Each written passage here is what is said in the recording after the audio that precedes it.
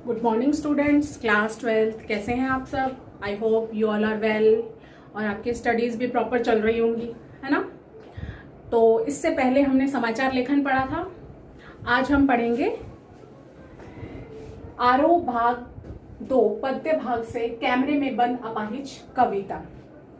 लेकिन उससे पहले जो हम इसके लेखक हैं रघुवीर सहाय, उनके बारे में जान लेते हैं। जन्म सन 1929 लखनऊ उत्तर प्रदेश में। इनकी प्रमुख रचनाएं अज्ञे द्वारा संपादित दूसरा सप्तक 1938 में प्रकाशित हुई। आरंभिक कविताएं हैं इनकी महत्वपूर्ण काव्य संकलन सीढ़ियों पर धूप में आत्महत्या के विरुद्ध, हंसों हंसों जल्दी हंसो। और पत्रकारिता में इनका जो योगदान है, ऑल इंडिया रेडियो के हिंदी समाचार विभाग से संबद्ध रहे। फिर हैदराबाद से निकलने वाली पत्रिका कल्पना और उसके बाद दैनिक नवभारत टाइम्स तथा दिनमान से संबद्ध रहे। इन्होंने जो सम्मान प्राप्त किया वो है साहित्य अकादमी पुरस्कार, और इनका निधन सन 1990 दिल्ली में हुआ।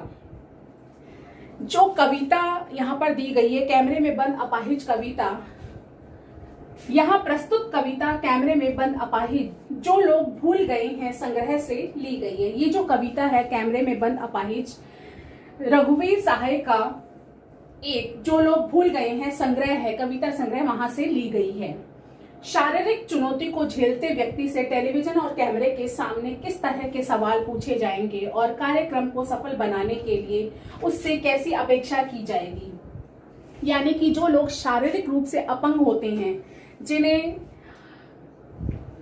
टीवी पर कैमरे के सामने किस तरह के सवाल पूछे जाएंगे। आप लोग देखते होंगे टेलीविजन में इंटरव्यूज आते हैं, सेलिब्रिटीज के आते हैं, कई ऐसे लोगों के आते हैं जो अपने शरीर से विकलांग होते हैं, लेकिन वो किसी ना किसी फील्ड में, किसी ना किसी क्षेत्र में अपने आप को आगे बढ़ाते हैं। तो उनको जो है कई बार टीवी पर उनका इंटरव्यू आता है तो उनसे किस तरह के सवाल पूछे जाते हैं और इस कार्यक्रम को सफल बनाने के लिए उनसे किस प्रकार की अपेक्षा की जाती है। इसका लगभग सपाट तरीके से बयान करते हुए कवि ने एक तरह से पीड़ा के साथ दृश्य संचार के माध्यम से इस संबंध को रेखांकित किया है। यानी कि जब कवि जो है, मतलब उन समय उनसे जो प्रश्न पूछे जाते हैं और उनको किस तरह की पीड़ा का अनुभव होता है, इसके बारे में जो है इस कविता में बताया गया है।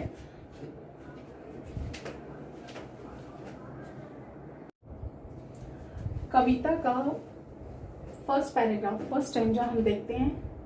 हम दूरदर्शन पर बोलेंगे, हम समर्थ शक्तिवान, हम एक दुर्बल को लाएंगे एक बंद कमरे में, उससे पूछेंगे तो आप क्या अपाहिज हैं, तो आप क्यों अपाहिज हैं, आपका अपाहिजपन तो दुख देता होगा, देता है, कैमरा दिखाओ इसे बड़ा बड़ा, हाँ तो बताइए आपका दुख क्या है, जल्दी बताइए वह दुख बताइए, बता नहीं पाएगा।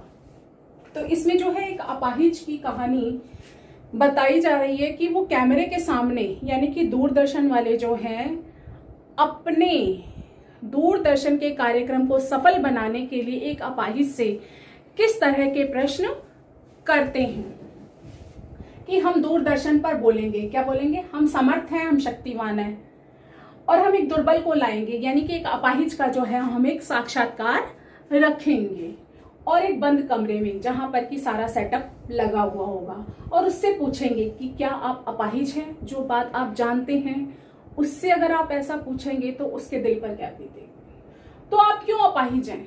और अपाहिज से पूछा जाएगा कि आप क्यों अपाहिज हैं, आपका अपाहिजपन, आप अपाहिज हैं तो आप इस चीज को लेकर दुखी भी होते होंगे, और कैमरे को और बड़ा, मतलब कैमरे से उसे और बड़ा दिखाते हैं, हाँ तो बताइए आपका दुख क्या है। और दोबारा उससे पूछा जाता है कि तो बताइए आपका दुख क्या है, जल्दी बताइए, और वह बता नहीं पाएगा। जब एक अपाहिज से ऐसा पूछा जाएगा तो उसका मन दुखी होगा और वह नहीं बता पाएगा। तो इसकी व्याख्या कुछ इस प्रकार से है कि कवि कह रहे हैं कि कहने को दूरदर्शन हमारे सामाजिक जीवन का पहरेदार है, यानी कि दूरदर्शन जो है हमारे सामाजिक जीवन का पहरेदार है। वह समाज में हर बुराई को, मतलब घटी हर बुराई को दूर करने में सहायक होता है, यानी कि वह बुराइयों को उजागर करके दिखाता है जिससे कि हमारे समाज में फैली हुई बुराइयां दूर होती हैं। पर किसी कार्यक्रम में वह मानवीय मूल्यों को ताक पर रख देते हैं। और कई कई कार्यक्रम ऐसे होते हैं कि जिनमें वे मानवीय मूल्यों को बिल्कुल ही ताक पर रख देते हैं और उनका ध्यान नहीं रखा जाता है। दूरदर्शन दावे करता है कि हम सब एक लाचार, दुर्बल, अपाहिज का साक्षात्कार प्रस्तुत कर एक सच्चे समाज सेवक का फर्ज अदा करेंगे। यानी कि दूरदर्शन जो है इस प्रकार का दावा करता है कि हम एक अपाहिज का, दुर्बल का साक्षात्कार प्रस्तुत करेंगे टीवी पर, दूरदर्शन पर, और एक सच्चे समाज सेवक का फर्ज अदा कर रहे हैं। लेकिन ऐसा नहीं है।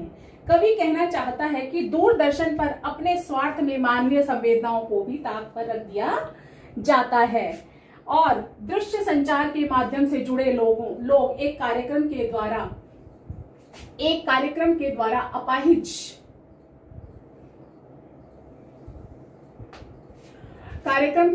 एक अपाहिज के दुख दर्द को सभी के समक्ष प्रस्तुत करने का प्रयास करते हैं। यानी कि वो क्या करते हैं कि लोग जो है एक कार्यक्रम के द्वारा एक अपाहिज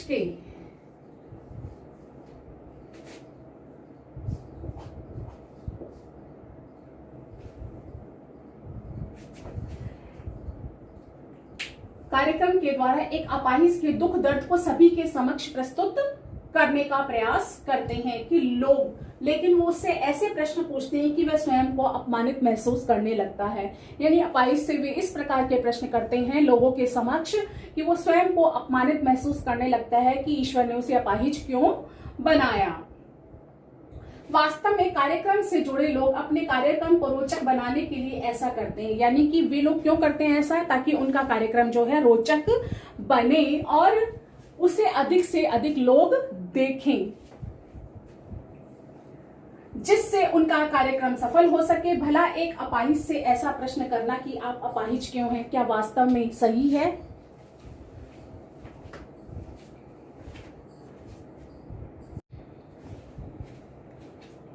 आपको अपाहिजपन की वजह से दुख तो होता होगा आदि आपके अमानवीय व्यवहार को ही प्रकट करता है। उनके उल जुलूल प्रश्नों से वह लाचार क्या जवाब दे, बेचारा मौन साध लेता है। यानी कि अपाहिज से इस तरह के प्रश्न पूछे जाते हैं कि वो उनके उल जुलूल प्रश्नों का, यानी बेतुके प्रश्नों का क्या जवाब दे, बेचारा चुप हो जाता है। अब है इसका सेकंड स्टैंजा। सोचिए, बताइए आपको अपाहिज होकर कैसा लगता है। एक अपाहिज से प्रश्न किया जा रहा है कि सोचिए, बताइए आपको अपाहिज होकर कैसा लगता है। यानी कैसा लगता है, हम खुद इशारे से बताएंगे कि क्या ऐसा लगता है। यानी कि जो दूरदर्शन पर साक्षात्कार ले रहे हैं वो इशारा करके उसे बताएंगे कि क्या आपको ऐसा लगता है। सोचिए, बताइए, यानी कि उसे मजबूर किया जाता है कि सोचिए, बताइए, कोशिश कीजिए, कोशिश करिए। यह अवसर आप खो देंगे। यानी कि दूरदर्शन पर आने का अवसर आप खो देंगे अगर आपने अपनी अपाहिजपन की अभिव्यक्ति में जो है पीड़ा को अभिव्यक्त नहीं किया, अपने अपाहिजपन में पीड़ा को अभिव्यक्त नहीं किया है, तो आप दूरदर्शन पर आने का अवसर खो देंगे।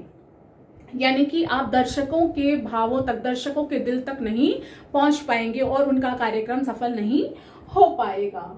हम जानते हैं कि कार्यक्रम को रोचक बनाने के वास्ते हम पूछ पूछ कर उसको रुला देंगे। यानी कि इस तरह से प्रश्न किए जाते हैं कि कार्यक्रम रोचक बने। अगर अपाहिज व्यक्ति नहीं रोएगा तो दर्शकों तक उसके भाव नहीं पहुंचेंगे, दर्शक भी उसके साथ नहीं रोएंगे। जब तक दर्शक उससे, पीड़ित व्यक्ति से कनेक्ट नहीं होंगे तो उनका कार्यक्रम भी सफल नहीं होगा। यानी कि ज्यादा से ज्यादा लोग जो है उनका कार्यक्रम नहीं देख पाएंगे। बार बार इंतजार करते हैं आप भी उसके रो पड़ने का, करते हैं क्या आप भी उसके रोने का इंतजार करते हैं?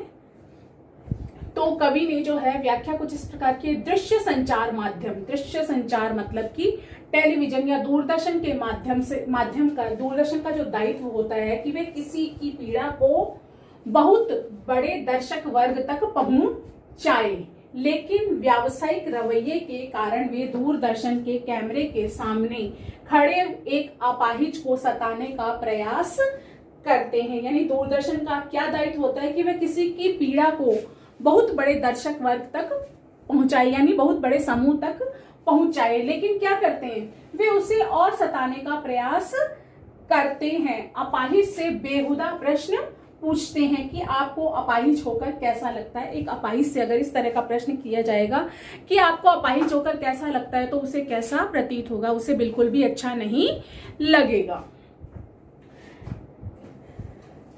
भला एक अपाहिज से एक अपाहिज जो है इसका क्या जवाब देगा? वो कुछ जवाब नहीं दे सकता। अपने कार्यक्रम की सफलता के लिए वे उसे स्वयं विभिन्न भाव भंगिमाएं करके उसे कैसा ही करने के लिए कहते हैं। यानी कि साक्षात्कार के समय उन्हें पहले बता दिया जाता है कि आपको इस तरह की चेष्टाएं करनी है जिससे कि दर्शक वर्ग जो है आपकी पीड़ा को समझ सके या उनके कार्यक्रम को और अधिक रोचक बनाने में वो सहयोग कर सके।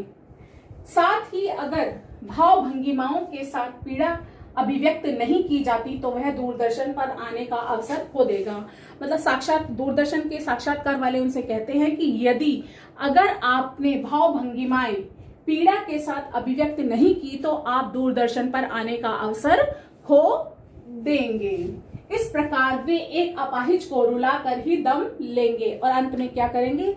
वे प्रश्न पूछते पूछते उस अपाहिज को रुला देंगे ताकि दर्शक वर्ग भी उसके साथ फफक पड़े, यानी और दर्शक यानी कि जो दूरदर्शन देखने वाले हैं वे भी उसके साथ उसकी पीड़ा को देखते हुए वे भी रो पड़े।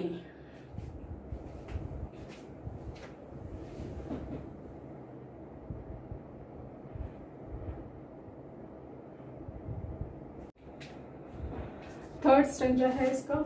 फिर हम पर्दे पर दिखलाएंगे फूली हुई आंख की एक बड़ी तस्वीर और उसके होठों पर कसमसाहट भी। आशा है आप उसे उसकी अपंगता की पीड़ा मानेंगे। एक और कोशिश, दर्शक धीरज रखिए, देखिए हमें दोनों एक संग रुलाने हैं, आप और वह दोनों। कैमरा बस करो, नहीं हुआ रहने दो। पर्दे पर वक्त की कीमत है, अब हम मुस्कुराएंगे। आप देख रहे थे सामाजिक उद्देश्य से युक्त कार्यक्रम, बस थोड़ी ही कसर रह गई। धन्यवाद।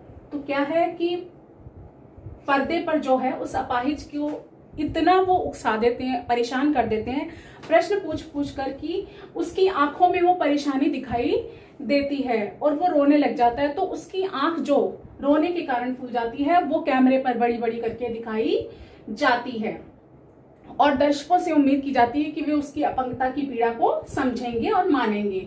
एक कोशिश, और दर्शकों से कहते हैं एक कोशिश, दर्शक धीरज रखिए, देखिए।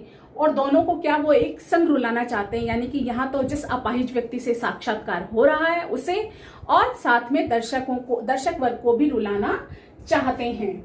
और जब सब हो जाता है तो कैमरा बस करो, नहीं हुआ रहने दो। पर्दे पर वक्त की कीमत है, मतलब वक्त की कीमत का बहाना बनाकर जब उनका कार्यक्रम पूरा हो जाता है तो वक्त की कीमत का बहाना बनाकर वे अपाहिज पर से कैमरे को हटा लिया जाता है। आप देख रहे थे सामाजिक उद्देश्य से युक्त कार्यक्रम, और दर्शकों के समक्ष बोला जाता है कि आप देख रहे थे सामाजिक उद्देश्य से युक्त कार्यक्रम मुस्कुराहट के साथ, बस थोड़ी ही कसर रह गई, धन्यवाद। इतना कहकर उनका कार्यक्रम खत्म हो जाता है। तो लेखक ने इसकी व्याख्या कुछ इस प्रकार की है। जब दूरदर्शन वाले एक दुखी अपाहिज को रुला देते हैं तो टेलीविजन के कैमरे से उसके दुख से फूली हुई आंख को बड़ी बड़ी करके दिखाते हैं। यानी कि वे अपने प्रश्नों से, अपनी बातों से जब उस अपाहिज को रुला देते हैं तो उसके बाद क्या करते हैं, कैमरे में जो है उसकी फूली हुई, सूजी हुई आंख को बड़ा बड़ा करके दिखाया जाता है। उसके होठों पर बेचैनी के भाव को दिखाते हैं और उसके होठों पर आए बेचैनी के भाव को दिखाया जाता है ताकि दर्शक वर्ग से सहानुभूति बटोरी जा सके, ताकि दर्शकों की जो सहानुभूति है उनके साथ हो और उनके कार्यक्रम की लोकप्रियता बढ़ सके। दूरदर्शन से युक्त लोगों की कोशिश रहती है कि शारीरिक चुनौती झेल रहे व्यक्ति के साथ साथ दर्शक वर्ग भी रो पड़े। यानी दूरदर्शन से जुड़े हुए जितने भी लोग हैं वे चाहते हैं कि वे जिस अपाहिज व्यक्ति का साक्षात्कार ले रहे हैं उसके साथ साथ दर्शक वर्ग भी रोए।